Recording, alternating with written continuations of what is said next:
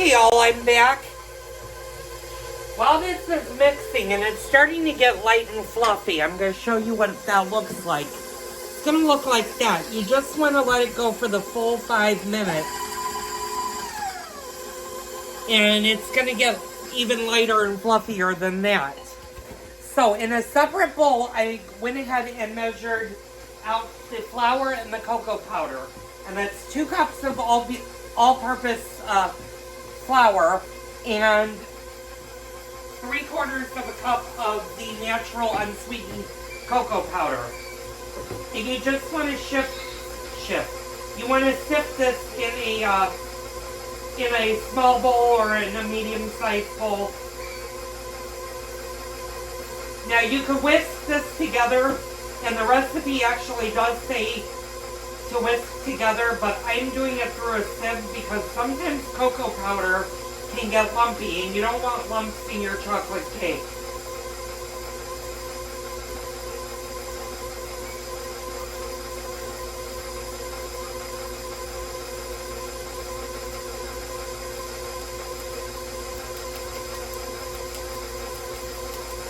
And so you guys can see what I'm saying. I'm going to show you what it actually looks like when it's, you don't want those kind of lumps in your chocolate cake.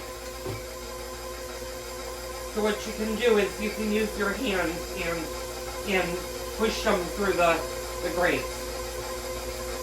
And actually, a piece of paper went through there. So you're going to put that on the side for right now. And now it's been almost 4 minutes, and this is pretty light and fluffy. So I'm going to go ahead and stop that.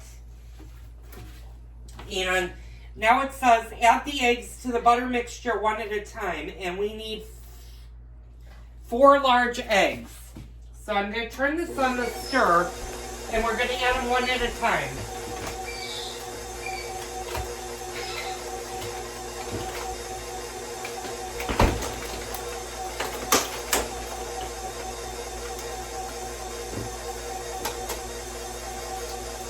So that's our first egg. You guys are going to have to wait.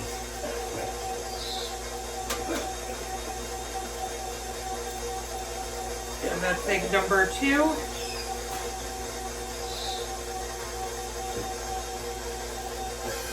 And you just want to make sure you beat your batter before you add your other additional egg. I've got to scrape down the bowl. I'm going to actually stop this for a second so I can get all of this stuff incorporated. Now that's the one thing that's bad about having a metal bowl is you do need to scrape it down from time to time.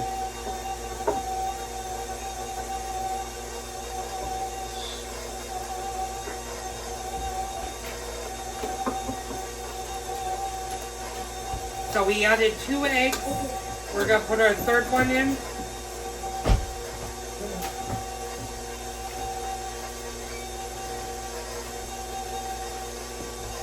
And now let's add our 4th egg. And there's our 4th egg. Hey, honey. I'm talking to my little princess. My little Abigail is right by my feet.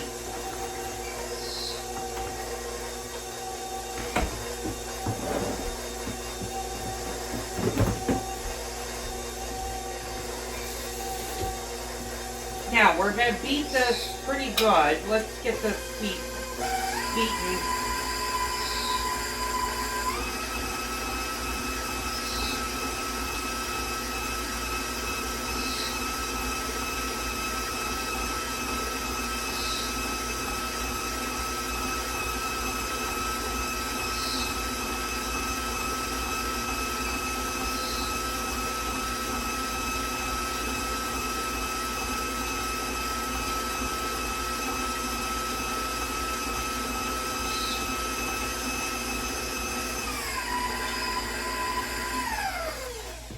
I'm actually going to drop the bowl for a second because I'm seeing not all of the butter is incorporating with the egg mixture. And you want to make sure that this is a really light and not lumpy batter. You know, I can see that it needs to incorporate a lot of this butter and sugar mixture. So I'm just scraping the bottom of the bowl. It's very important to also scrape your paddle, because sometimes what happens is the butter and the egg mixture will stick to your paddle, and that will produce a much lumpier batter.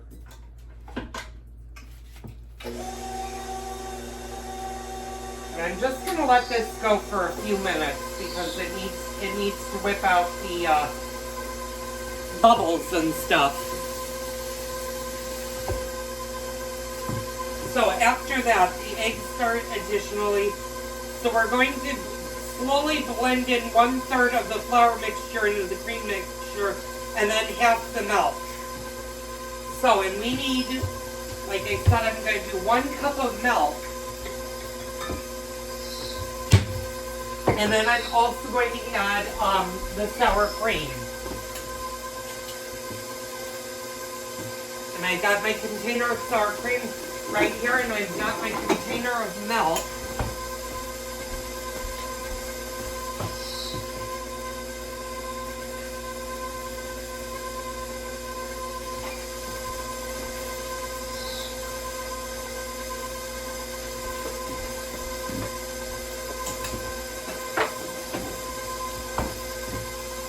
And I'm just going to give my batter a little bit more time to incorporate.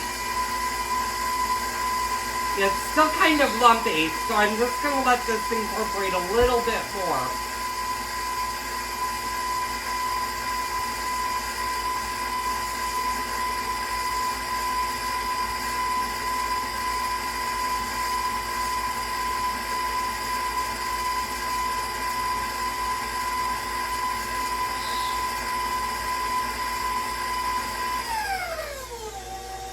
Now, whenever you're adding dry ingredients into wet ingredients, you always want to keep your mixers on their lowest setting.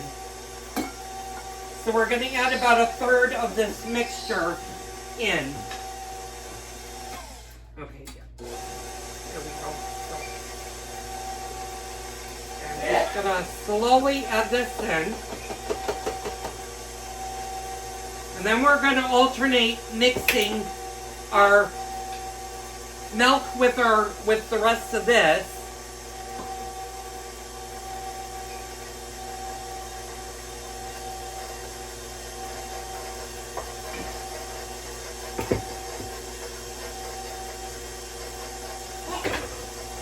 And again, you're going to need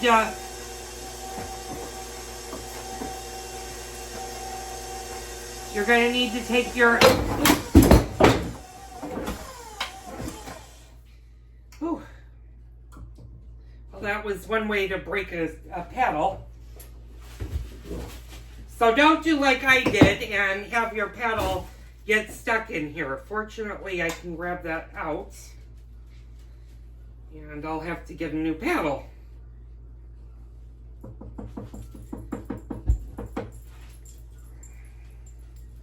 Fortunately, those are the hazards of being in a kitchen. Watch out, guys. When you're not paying attention to something. Fortunately, I didn't have my wooden bowl, because had I had my glass bowl, I would have broken the glass bowl. So, now, what do you do when you have a problem like that? Well, you're going to have to check and make sure that the mixture is okay. So I'm going to grab a wooden spoon, and I'm going to just make sure that there's nothing stuck to the bottom of this. And actually, this is not mixing really well. So let me see what, see, in here. Maybe I should have used the glass bowl after all.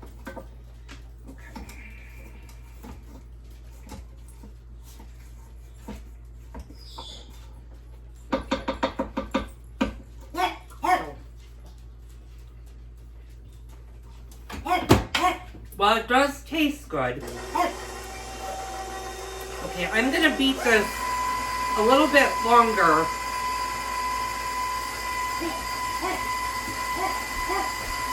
But you want to get everything incorporated in. I'm gonna grab a different rubber scraper. Which are good.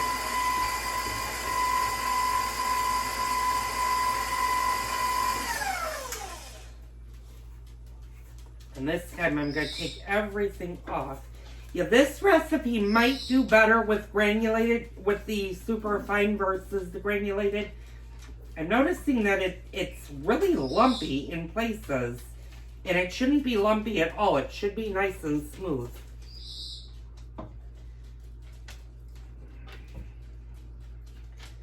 So let me put that down.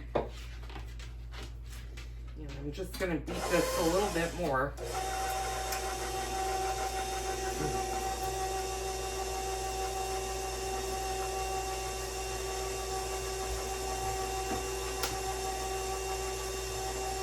So I'm going to add a little bit more of the flour mixture.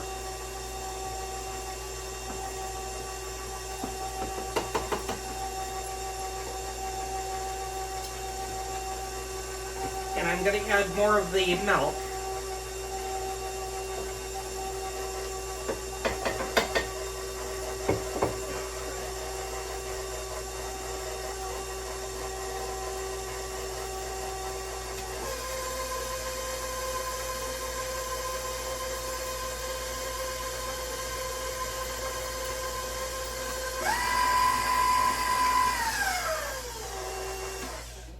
I'm going to scrape. I noticed that the downside of the bowl, of this particular bowl, is not getting all that clean.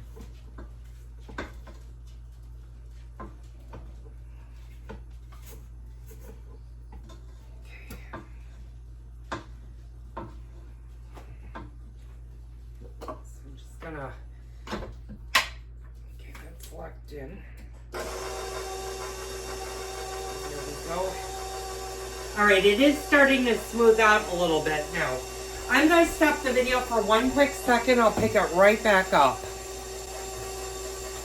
Okay, and I'm back.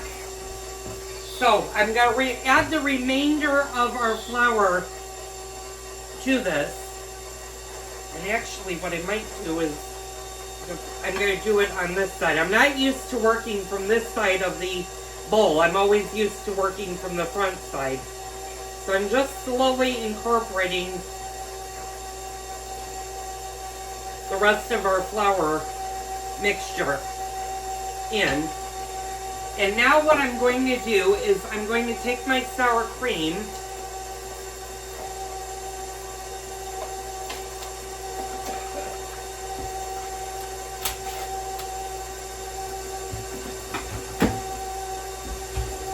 I'm going to take a big spoon and I'm going to dump about, you can measure it out. I like to eyeball it. I'm going to give it a good dose of cream. I might add a little bit more.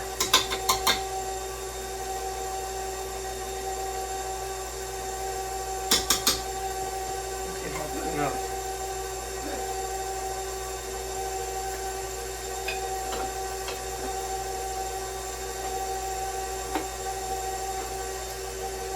And I'm going to speed this up just a little bit, just to cream and flatten out anything else that's in the batter.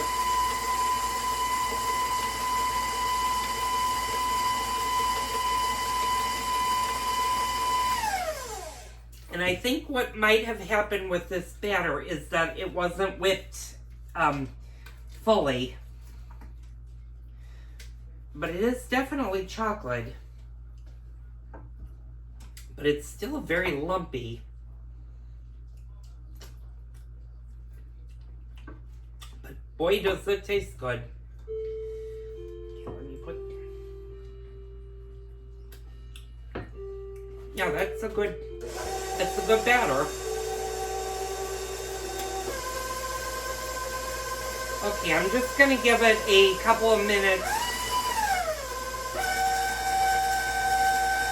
to work out any of the bubbles that are in it.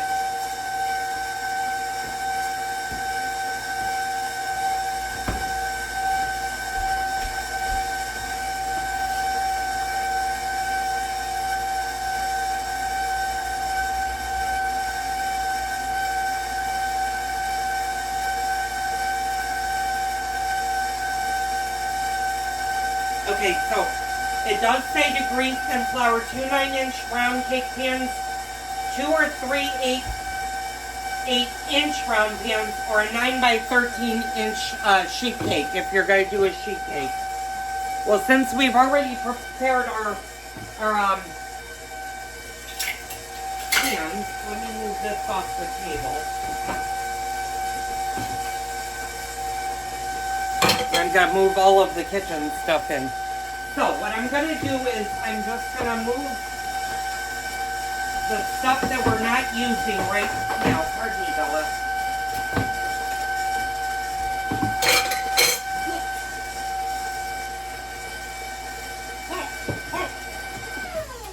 And you just want to scrape the sides every now and then just to make sure you've removed this. And this is smoothing out now. Yeah, it's becoming more smooth. I'm just going to let it go a little bit longer.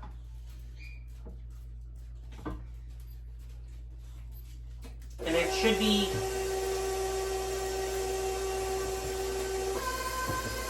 Yeah, it's a really good... It's a very good batter. So, let me put this in the refrigerator. Pardon me, Bella.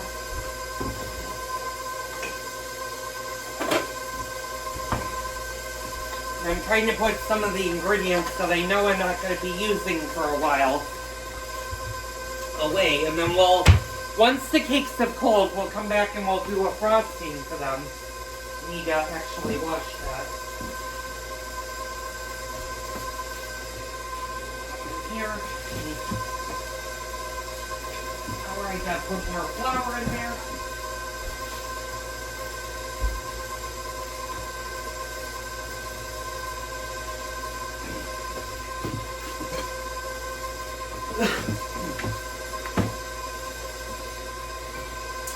Okay, so I'm going to bring my cake pans over here. I'm going to set them over here. And now we're going to move our lemon. Let's take the paddle off.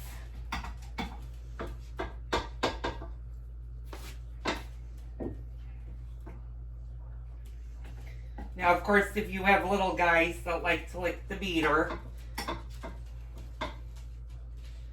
can have that. Some of this butter did not incorporate fully, but I think it'll be okay. That's why I said cleaning the paddles is very, very important.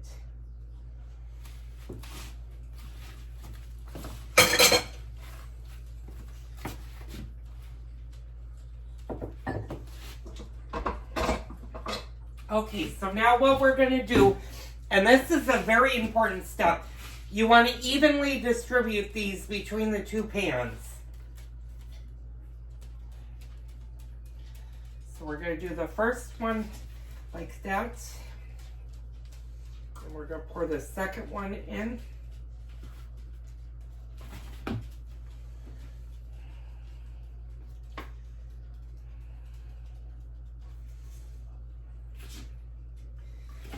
And you want to kind of eyeball. And unfortunately, I'm going to have to do my back to you, and my apologies for that. You just want to get them about as evenly distributed as possible. Now they will rise, so, and these are deep pans, and I could have probably doubled this recipe. I think these might be 10-inch cake pans, because I think the gold pans are bigger. I do have the 9-inch, but I might have accidentally grabbed the 10. but we'll see. Now that everything is in this. Okay.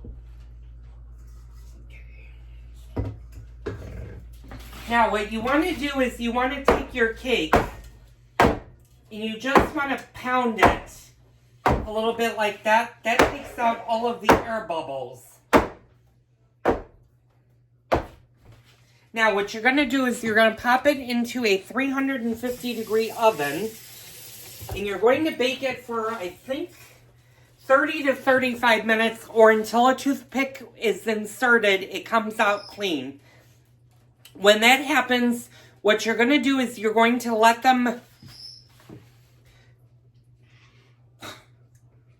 You're going to take them out of the oven, and you're going to allow them to cool in their pans for 5 to 10 minutes.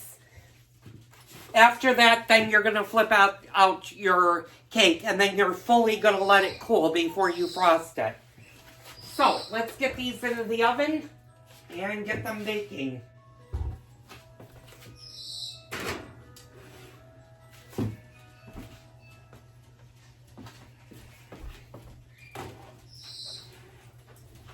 We're going to put on our timer, and we're going to go probably 35 minutes. And we'll check them and see how they did. In the meantime, I'm going to clean up the kitchen. I'll be back a little bit later and I'll show you our product, and then we'll get making the frosting. So stay tuned. Okay, hi all. I'm back for a brief second. You did in an earlier segment see an accident that occurred in the kitchen. Everything is fine. My mixer is fine. I just broke the spatula. It got caught in the blades. But that can happen in households. So you want to be really, really careful when you're working with kitchen appliances. It's 4:30-ish. The cake still has 9 minutes to go for its 35-minute bake time. And then I'm going to poke it with a toothpick and see where it stands. I'm getting a little bit tired, so I'm not going to do the cinnamon swirl bread today. I'm going to wait for that probably on Friday. I'll make another one, or even tomorrow, because all I have to do is put the ingredients in the bread making machine. But that takes 3.5 hours to fully make a cake or a bread, and then you have to roll it out and do the cinnamon swirl and stuff. So I'll do that later on this week. So I'll be back later on. It's too early to do the frosting. You have to basically wait till your cake is fully cooled before you even attempt to frost it. If you put frosting on a hot cake, what happens is the frosting melts. And 9 out of 10 times, if you've ever had or ordered a cake from a bakery, your cake has not been made that same day. It's usually made the day before you're to pick it up, and then the day of is when they'll put the frosting on. And usually what they do is they chill the cake overnight in a refrigerator or in a cool area that will slowly bring the cake's temperature down so that they can safely frost it, and that's how you get these beautiful cakes. So I'll be back later on and I'll show you what the cake looks like when we start to frost it. We are going to do a chocolate frosting, so stay tuned. Okay, and just like magic, I'm back. I just pulled our cakes out of the oven, and I inserted a toothpick into the center of both cakes, and both cakes came out clear. That one is clear, and that one's clear, and that's what you want to do. Now, you want to leave them alone for the first 5 to 10 minutes. At the 10-minute mark, what you're going to do is you're going to take them out of their pans, and you're going to completely cool them on a cookie sheet. A cooling rack, not a cookie sheet. You can actually, if you want, if you have a large enough cookie sheet to put underneath the cooling rack, you can do that. That way no crumbs go on your countertop, they go onto the cookie sheet. You can do that. You also going to want a knife, and a paring knife comes in handy with this. Sometimes you need to go around the circle when you take your cakes out of their pans. But we'll cross that bridge when we get to it. You can also, if you're worried about your cakes taking on the cooling rack appearance, you could put them on a plate. You would have to do 2 individual plates and just allow them to cool. Now, the parchment paper that's on the bottom of the cake, leave that on for the time being until the cake fully cools, and then when we go to assemble and decorate the cake, we'll pull that out. Now, we're going to do a frosting. We're going to do an easy chocolate buttercream frosting. But what I think I'm going to do, since this is a chocolate cake, is I'm going to do a raspberry filling. And it's just a raspberry jelly that I'm going to put in the middle of the 2 cakes. Once they're fully cooled, obviously. You can use fresh fruit. If you use fresh fruit, however, make sure that the cakes are fully cool before you put fresh fruit in the middle of your cake. And with chocolate, you could pretty much pair any kind of fruit. You could do chocolate banana, you could do strawberry, you could do raspberry. There are almost endless combinations you can do with the chocolate cake. So I'm going to let the timer come down. I've got 6 minutes left to go, and then I'll be back and we'll pop these out, and then we'll allow them to fully cool down. So stay tuned.